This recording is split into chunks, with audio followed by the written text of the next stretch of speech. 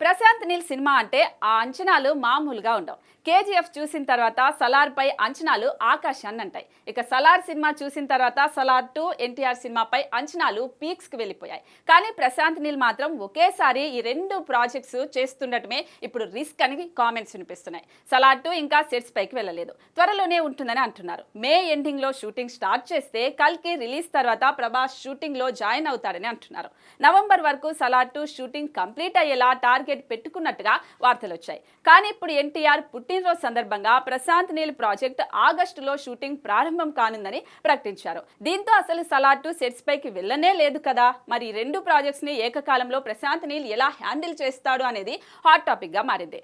ఒకవేళ ప్రశాంత్ నీల్ ఒకేసారి ప్రభాస్ ఎన్టీఆర్ ను హ్యాండిల్ చేసినా ఫ్యాన్స్ కు టెన్షన్ తప్పదు. కానీ ఇప్పటికే సలార్ పార్ట్ 1తో పాటు చాలా భాగం షూటింగ్ చేశారనే టాక్ ఉంది.